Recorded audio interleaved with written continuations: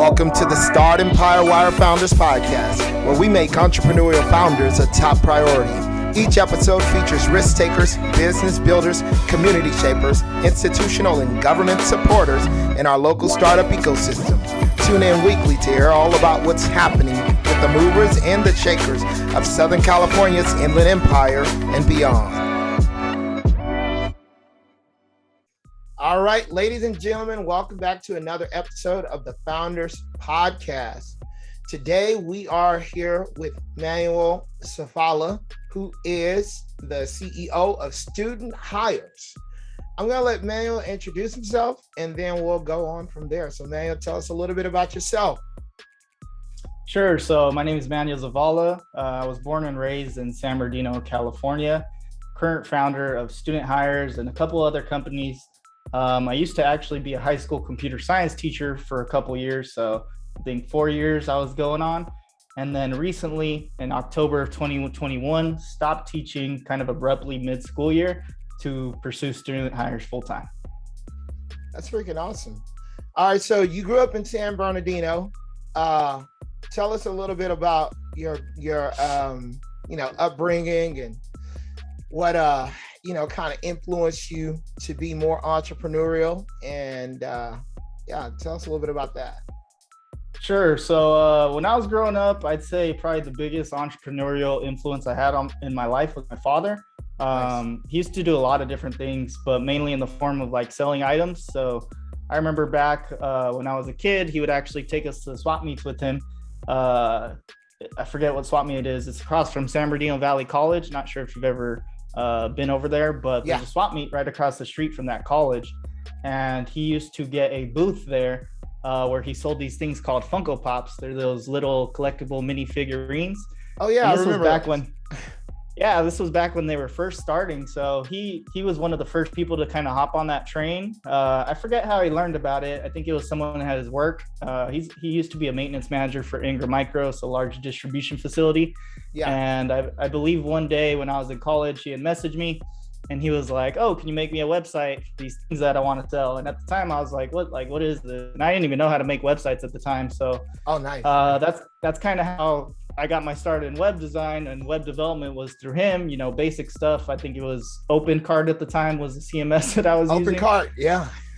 Yeah, so this real basic sales platform, right? I don't think there was Shopify or anything like that at the time. But I started learning that, and he would take us to the swap meets with him where he would sell these Funko Pops, and he would always be doing well. He'd have hundreds and hundreds of Funko Pops, and he would just keep kind of acquiring more as time went on, and he raised his capital. Wow. And I remember at the swap meets, it was kind of funny because other people, there's so many different booths, people would be walking around and they'd be seeing how many he was selling, all the Funko Pops. And then during that time was where everyone started catching on, and all the salespeople were like, "Oh, I got to start putting Funko Pops in my booth." So everyone was pretty much selling Funko Pops at that time. It's freaking awesome. That's awesome. Yeah. So you got to see him kind of, build up, from like starting with like kind of just the beginning and then move up and build up his business with the Funko Pops. Exactly. Yeah, so he was always a career-oriented person, kind of working in different distribution facilities. So DHL was one of them that I remember when I was a little younger. So he was a manager at DHL, and I remember he would take me on like these, what are they called, like bring your child to work days. Yeah. So he would take me there, and I get a chance to see these big warehouses, and just honestly, I had no idea what's going on. I probably still don't know much of what goes on to a distribution warehouse, but he kind of moved up the ladder in that arena. And at the same time, on the side, he was doing these different kind of sales things, selling Funko Pops, just different ways to make money. So he was always kind of in the mindset of like, hey, how do I bring, an extra source of income for the family? Yeah, that's cool. So, all right, tell us about like you began to teach at what age? I mean, when did you begin to be a teacher and you got involved with, that career?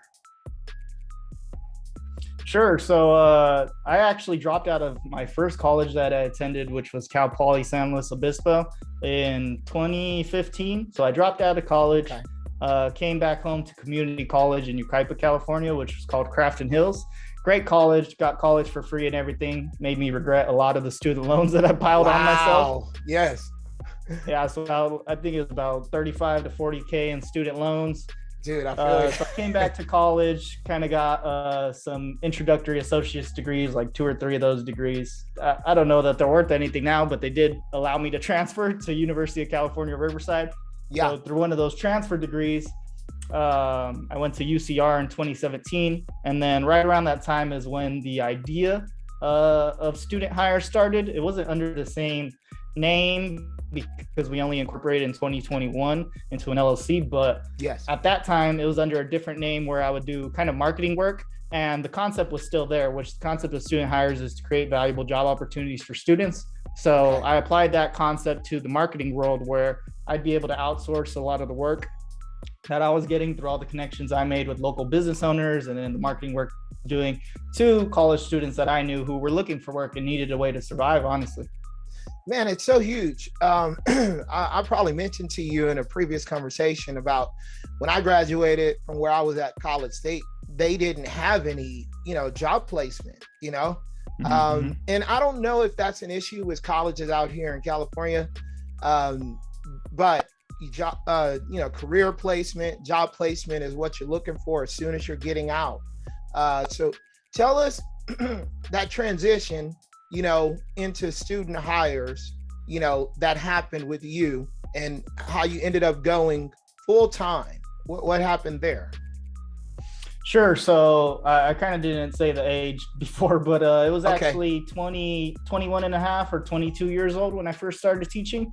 Okay. So I actually ended up gaining a preliminary CTE credential, which in the state of California, it's very easy to obtain one of these credentials in the state of California. All you need is 3 years of work experience. So since I was working, from the age of 17 in the field of marketing, I was able to get that preliminary credential just by applying, which can be, it could kind of be seen as good and a bad thing. But it was interesting because I started teaching at the age of 22.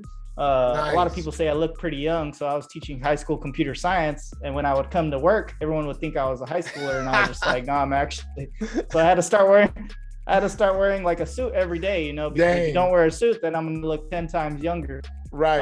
It started at that age, around age 22, where I started teaching using CTE credentials. So all the things that I had learned from that original journey of creating that website for my father was kind of transferred into that teaching career. Nice. Okay. All right. So you eventually ended up quitting the teaching career and full time going into student hires.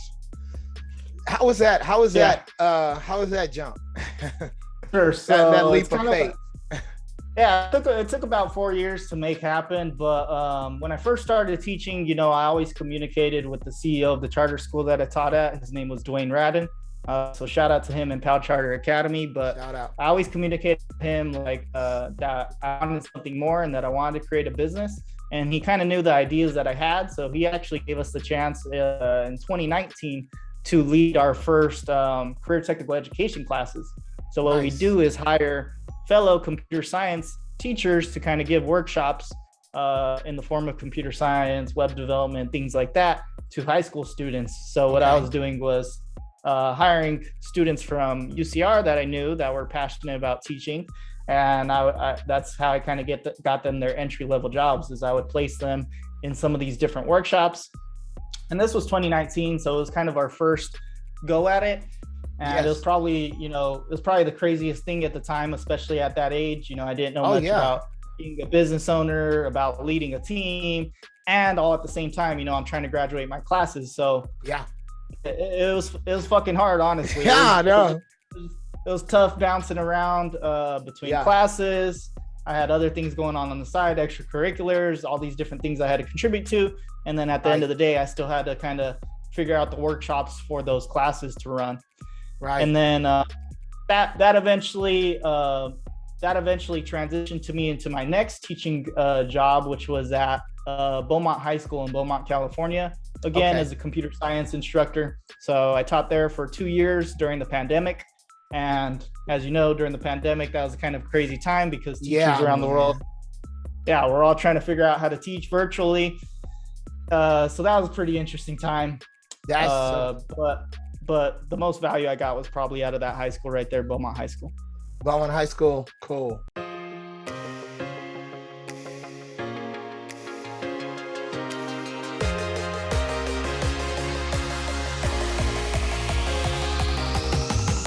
The Inland Empire startup ecosystem industry is tremendously fragmented. A few top-tier hubs, San Francisco, Los Angeles, and San Diego, are well covered by media, events, and data platforms. Finding reliable information relevant to startups or the tech industry in the Inland Empire is extremely difficult. As a result, startups can't scale fast enough. Investors are having a hard time finding the right deals, and corporates can't find the right companies to partner with for their innovation activities. Startempire Wire, the leading Inland Empire startup publication, is providing the Inland Empire startup ecosystem with the most accurate, engaging business and financial data, events, and news. Our reach of entrepreneurs, C-level executives, angels, VC investors, startup employees, key management at innovative corporates, and big tech is the solution for your B2B or B2C needs. As we build out our platform, we're looking for partners. This is your opportunity to get in on the ground level. If you're looking to align yourself with the local and growing startup and tech ecosystem of the Inland Empire, we have created the platform to get your name noticed and the opportunity for you to grow the recognition of your brand. Contact us today for availability and pricing options. We look forward to our partnership with you.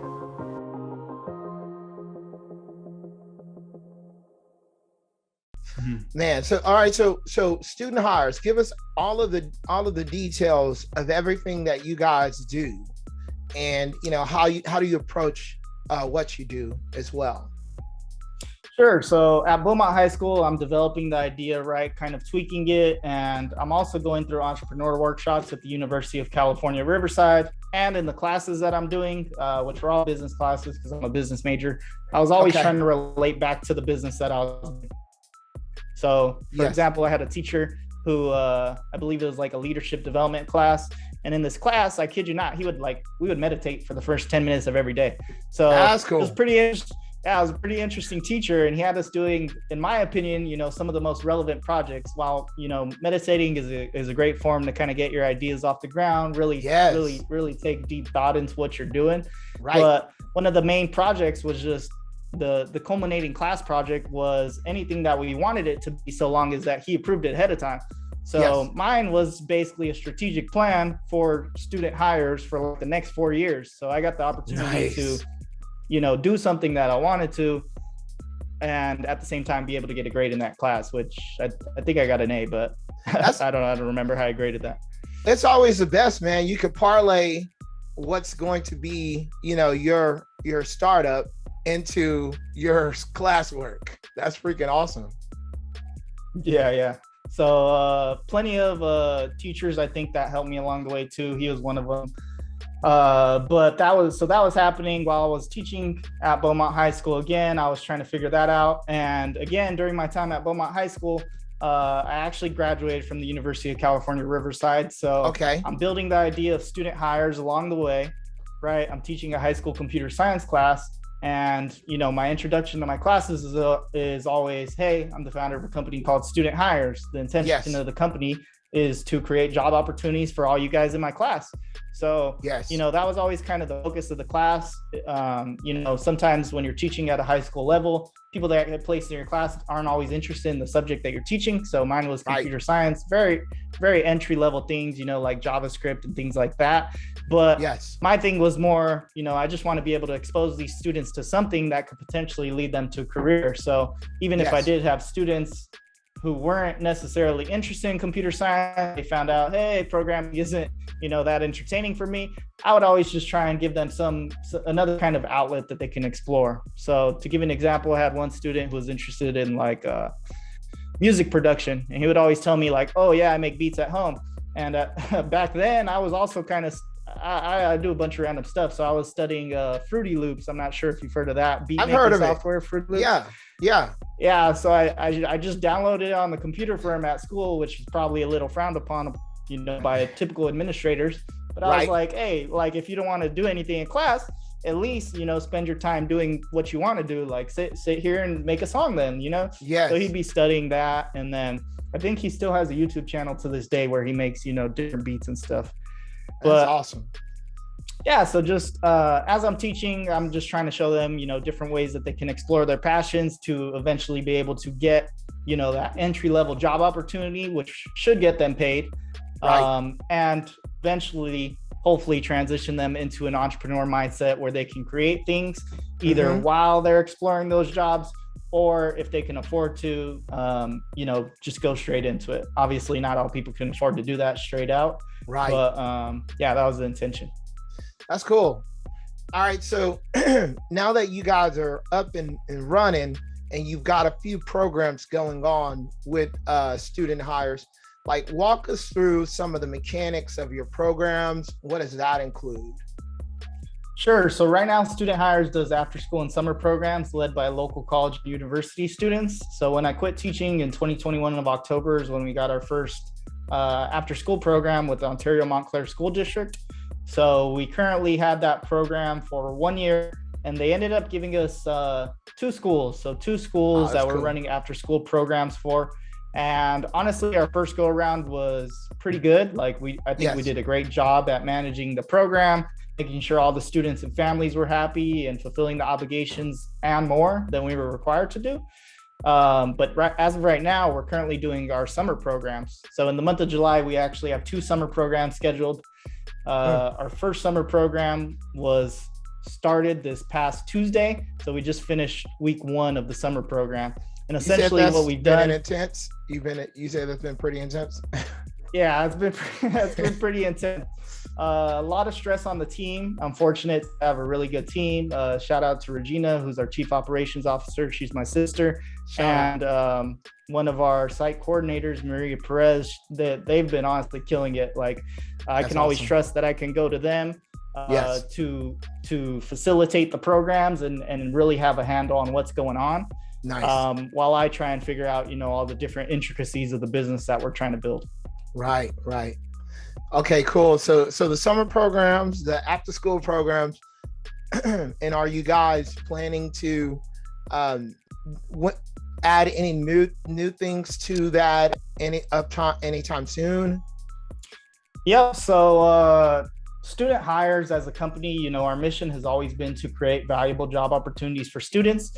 While we currently do that in the form of after school and summer programs, which we are passionate about because I'm a former educator and our team is composed of former educators and aspiring educators, us as a company, we really want to explore the entire spectrum of education, I'd like to say. So right now, we currently serve students as early as transitional kindergarten, which can be, between ages 4 and 5. Nice. And while our programs currently serve up to 7th grade, which I believe is about 10 to 11 years old. Okay. We want to be able to capture students all the way up until college. So now that we have these programs running from the TK to 7th grade range, the next step is to really build out our program at the high school level, which given that I've done career technical education programs in the past, I kind of know how those work already. Yeah.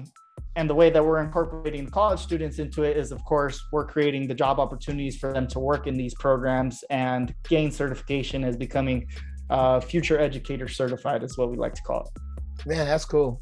So the whole range, of, all grades and ages. That's pretty cool. What about growing pains? So as you've been going at it, working hard, hustling, what are some growing pains that you've experienced during the building of Student Hires? Sure. So, starting up a company is definitely a tough job, especially when you don't necessarily have a huge range of experience in terms of building companies. While I did start the company a couple years ago, I wouldn't say that I have like a huge amount of experience to draw from. So even just learning how the programs operate, learning how to structure the programs, and learning how to structure the organizational structure of Student Hires has definitely been a challenge for us. Yeah. So over the past year, as we've developed these programs, we've been trying to figure out more and more how to get our name out there and really make people see us as a competitive organization within this space. Okay. From my understanding, which I think I've explained to you before, there's a lot of organizations who have been around a long time. Some of these include companies like the Boys and Girls Club. Everyone's probably heard of that one. Companies like Think Together. They have very big market shares within the market of education. So for us, it's always been about, hey, how do we let districts know that we're here and we want to make a difference within the communities that we're currently serving? So kind of getting the word out and helping them see you as a valuable option in comparison to the other people, huh? Exactly. So that's been a growing pain, right? Trying to show the world like, hey, we're here to serve, but also at the same time focusing so much on the clients that we do have that we're not forgetting about them and that we're over delivering in what we're promising to provide them with. Yeah. All right, I love that, man. All right, so current needs, where you at with student hire? What's the biggest current needs that you guys have at this stage? And then what are some ways you're trying to meet those needs, and maybe people you may need to meet as well too? I'd say some current needs are, again, nailing down that organizational structure in terms of the different aspects that we're being supported on business wise. So to give you an example, right, in a company, I'm sure most of the companies who watch your show are familiar with like marketing departments. What goes into a marketing department? What goes into the sales department? Who's actually supporting the programs that we do have in place, and how much of a team do we have kind of backing that up? So as a newer organization like us, and I'm sure you're familiar with as well, that initial stage is probably the hardest part, where we're trying to essentially fly the ship while we're building it, right? We're trying to make sure and let our clients know like, hey, we have a perfectly stable, sound ship, while, behind the scenes, it can appear like chaos, and the team that you have in place is definitely, I can see, overwhelmed by workload because we're all balancing so many different responsibilities from these different parts of our organization. Yeah, no, I look at it as like, like when rockets take off, you got to get out of that gravity well. And it takes a lot of force, it takes a lot of pressure to that's why it just takes so much starting up.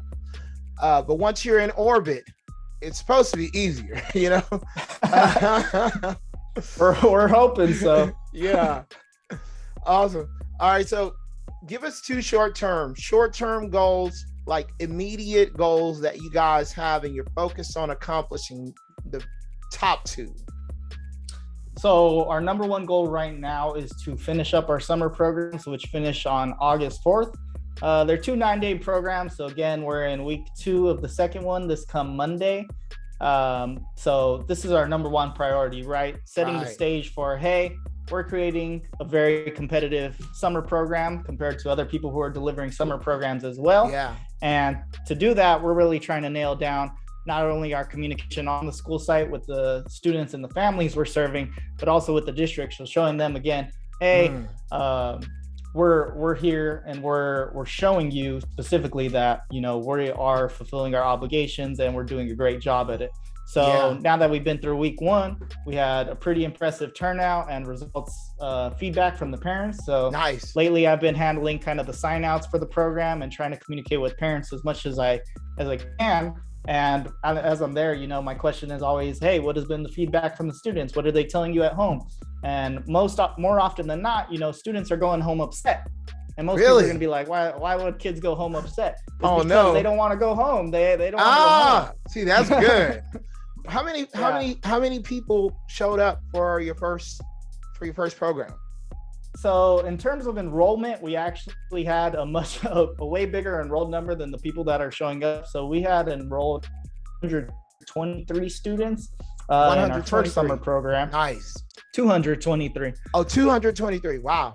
Nice. Yeah. So 223. The district makes it free to the families that are within the district. So they advertise to the district and then they basically enroll in the program.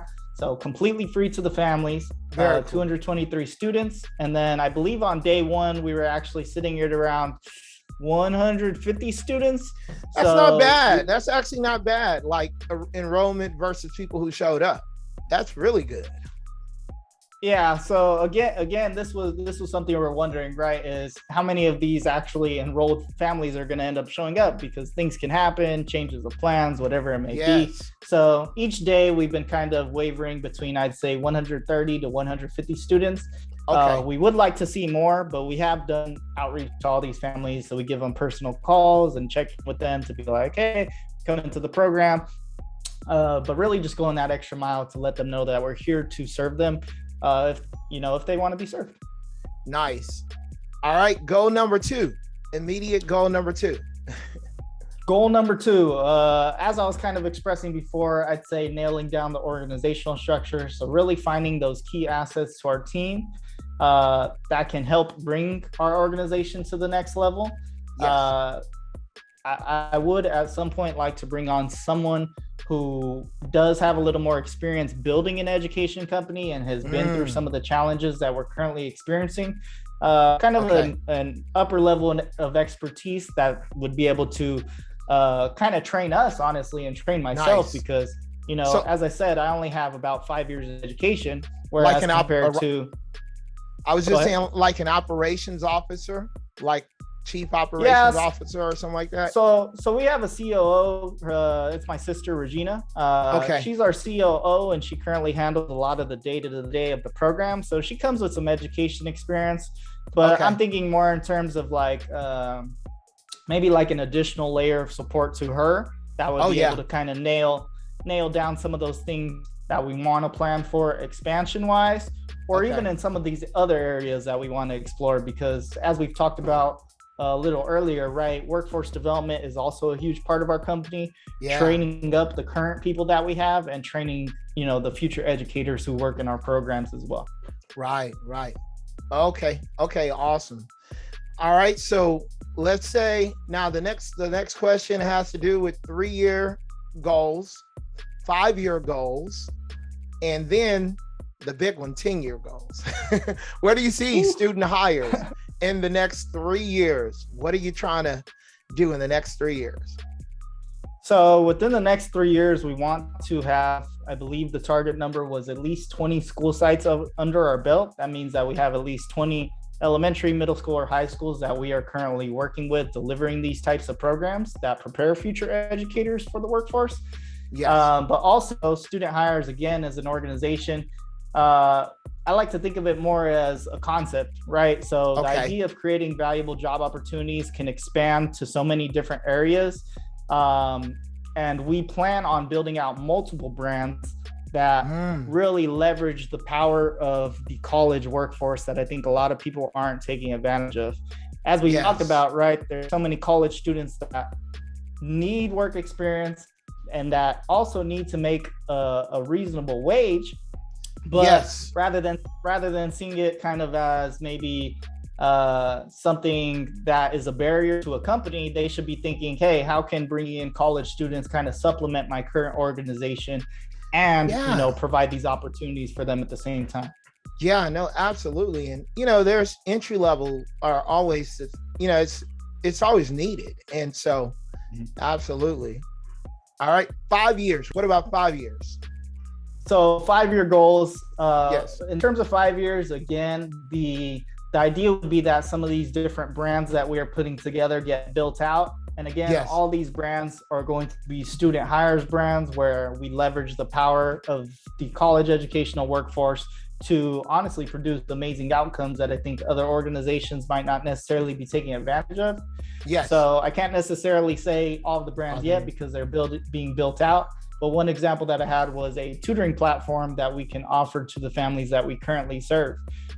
So just another layer of added support that we can give to the families. So we're already providing the program. Hey, how can we extend the educational time even further if needed to supplement, those students who may be underperforming? And we're going to do that by saying, hey, families, here's this platform that we created for you free of charge. Access it as you need, as you see fit. So you guys are building out some custom software platforms. Is that what you're saying? Yeah, so as I'm sure you're familiar with, some development you can kind of leverage, Yes. boilerplates, kind of pre-built code that's already been out there. Right, A lot right, of right. stuff can kind of get you off the ground for a low cost. That's true. And That's true. so that's kind of the route we're going, is what can we utilize that can get us off the ground into that initial MVP stage, minimum viable product, right? Where we can be able to provide something to our families. And then as we do build up our capital, eventually we want to be able to bring on those developers onto our team where we can fully customize it out. But again, these are, these are 5-year goals. These are 10-year goals where we're building this out over a period of time. So where in 5 years, imagine what a tutoring platform being developed for 5 years will look like, right? We'll get feedback from the parents. We'll be able to implement more features, whatever it may be. Right. All right. So the big one, 10 years. What about 10 years? Where are student hires in 10 years? So I am currently 26. I would be 36. 10 years. 10 years, I think. Honestly, for me personally, I plan on owning multiple companies. So within 10 years, I do want to create a network of companies that all, again, fall under the same concept. Within 10 years, we do want to have a pretty sizable reach within the K through 12 districts within the Inland Empire and within California. Yes. But one of the bigger goals is, again, how many opportunities can we create for students? So within 10 years, if I count year over year, I'd say at least by then, 1,000 students would have received paid job opportunities within our programs by then. And right now, I'd say we're currently going on 50 or so, and that's in about a year. So, I'd say within 10, 1,000 would be reasonable. Man, and it may just multiply too, because things sometimes they go exponential. That would be cool. Yeah, that's what we're hoping for. Yeah. All right. So, tell us where people can find you and student hires on the internet, like any location. Sure. So, you can always find me on LinkedIn via my name, Manuel Zavala.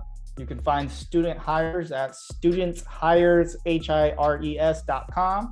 And you can also visit my personal website to learn more about me, and that's just my full name.com, manuelzavala.com.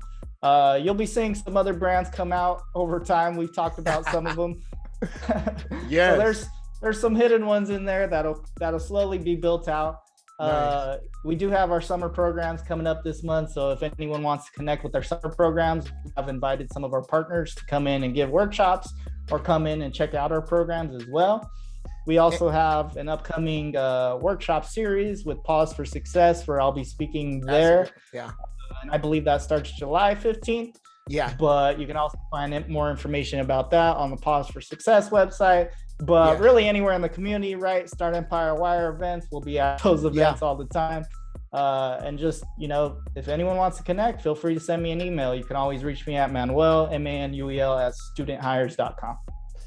Awesome. Yeah. So the summer programs, if they want to get involved with that, do they just connect with you directly?